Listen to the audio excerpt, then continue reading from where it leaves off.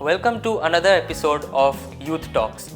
If you are someone who is facing problems related to career, related to workplace, related to placement, then this is the channel for you. Follow our videos, watch our videos, and I'm sure we can help you solve most of your problems.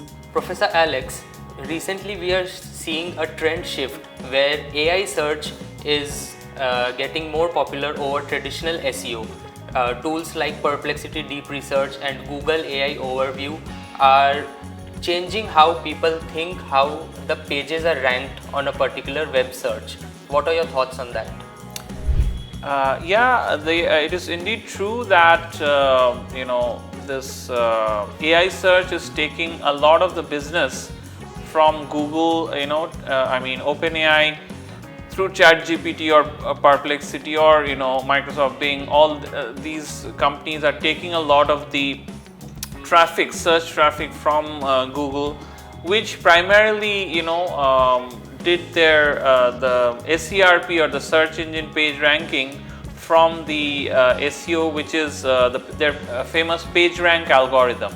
So basically each page will be ranked to simplify it according to the number of backlinks. Of course there are many other that has morphed into many other issues being considered, like page relevance, how old a page is, authority of the page, if it's like a government authority or a very established private authority or a NGO or a university. So these gives more authority to a page.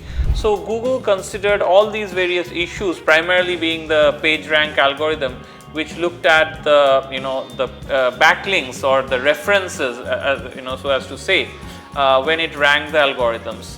But now with the AI search, this is getting lower relevance, but it's not obsolete yet, because even the AI search looks at these, considers these PageRank algorithms, number one, and number two, still people believe the content coming from the original source. Because you see, AI is what is AI? AI gives you data that it is trained on.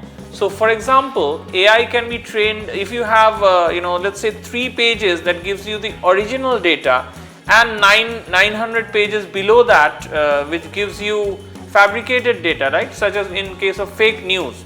So AI, the way it is trained, AI will train on all that data, and AI will give you the average result. AI always gives you the average case solution. So in this case, the fake news will get higher priority, because if 900 pages are showing fake news, they'll show the average case, or on the basis of the data it's trained on. But that doesn't mean that the AI result gives you the accurate result. In the example I just told, it will give you the wrong result.